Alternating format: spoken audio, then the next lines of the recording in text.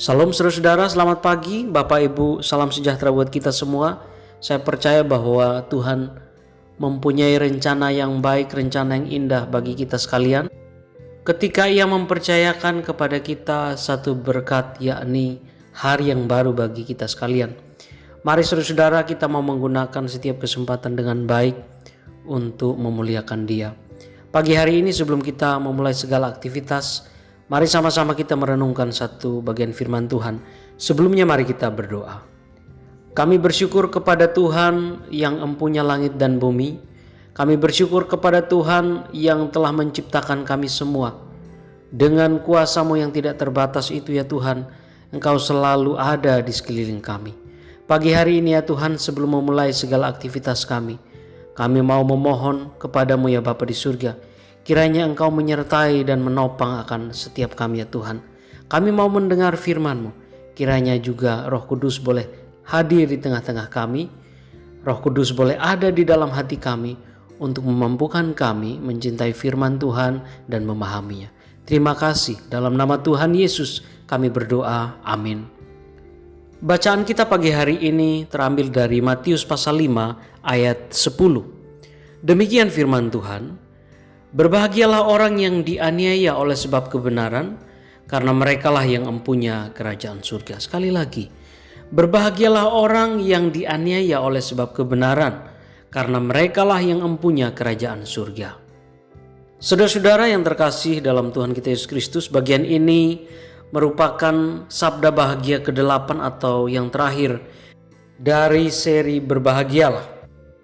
Injil Matius, saudara sering memakai kata kebenaran, yaitu pada pasal 5 ayat 6, pasal 5 ayat 10, pasal 5 ayat 45, pasal 6 ayat 1, pasal 6 ayat 33, dan di dalam pasal 11 ayat 19, dan yang terakhir di dalam pasal 21 ayat 32. Bahasa Yunaninya adalah dikaiosune, yang berasal dari kata dike, yang berarti benar dan adil atau keadilan. Kata kebenaran itu tidak terpisahkan dari keadilan.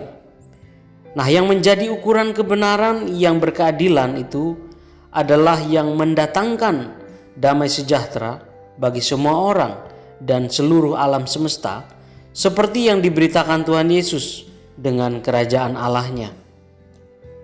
Dunia yang mengutamakan kekuasaan dan juga materi di atas keadilan dan kebenaran itu dapat menyebabkan orang yang memperjuangkan keadilan dan kebenaran menjadi menderita karena penganiayaan. Sebab ada pihak-pihak, yaitu para pelaku pelanggaran kebenaran dan keadilan, yang merasa terancam, dan karenanya mereka akan membela diri dengan menganiaya orang yang memperjuangkan kebenaran itu. Kata dianiaya, yakni dediokmenoi, sekali lagi dediokmenoi, berasal dari kata dioko, yang berarti dengan cara apapun melecehkan, menyiksa, membuat orang menderita. Saudara, gereja perdana itu mengalami penganiayaan yang hebat karena orang-orang Kristen tidak mau menyembah Kaisar Roma.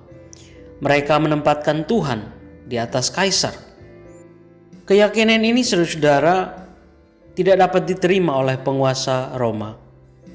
Di tengah masyarakat non-Kristen, mereka juga dituduh dan difitnah sebagai orang-orang kanibal, karena dalam perjamuan kudus mereka makan tubuh dan minum darah.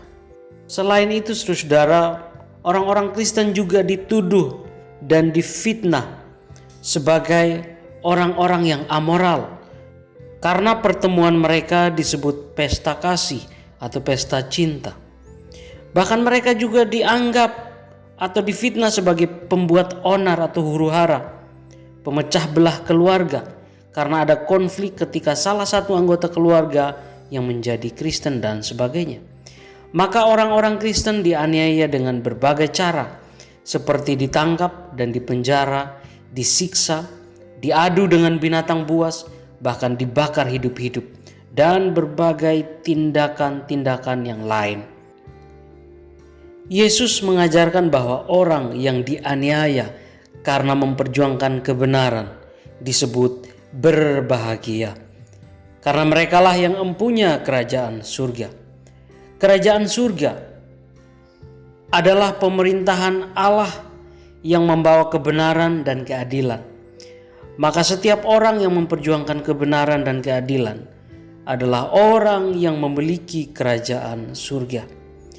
Yesus yang mengajarkan dan melakukan kebenaran itu pun harus menderita penganiayaan dan kematian di atas kayu salib. Itulah sebabnya ia mengingatkan semua pengikutnya untuk siap menderita penganiayaan karena kebenaran yang mereka perjuangkan. Yesus juga memberitakan penghiburan dan pengharapan kepada orang yang dianiaya karena kebenaran, yaitu mereka akan mendapat upah di surga. Apa yang dialami oleh para murid Yesus juga telah dialami oleh para nabi Perjanjian Lama yang juga mengalami penganiayaan itu sendiri. Maka mereka yang dianiaya dapat bergembira dan berbahagia. Saudara-saudara, melakukan dan memperjuangkan kebenaran dan keadilan seringkali harus melawan arus. Akibatnya mungkin kita dicela, kita disingkirkan, kita dikucilkan. Ini merupakan sebuah penganiayaan secara tidak langsung. Bandingkan saudara-saudara dengan orang jujur yang hidup di tengah masyarakat yang suka dengan tindakan KKN misalnya. Seringkali dengan alasan tidak siap diolok-olok dan dikucilkan, banyak orang kemudian memilih untuk ikut melakukan KKN. Orang yang bertahan berlaku jujur di lingkungan yang syarat dengan tindakan KKN adalah contoh orang yang melakukan kebenaran. Sedangkan orang yang berani mengungkapkan KKN yang dia ketahui walaupun risikonya ia sendiri akan dipecat dari kerja adalah contoh orang yang berani menyatakan kebenaran itu. Nah, saudara-saudara, dalam masyarakat yang sudah sangat kapitalistik ini, saudara-saudara, kebahagiaan sering diukur hanya dengan materi atau uang.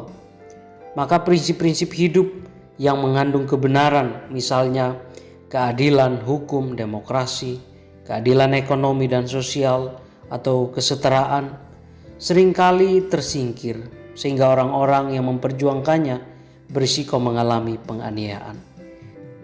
Kiranya Roh Kudus memampukan kita sekalian untuk kita belajar berani memperjuangkan kebenaran. Tuhan kiranya memberkati kita semua. Amin.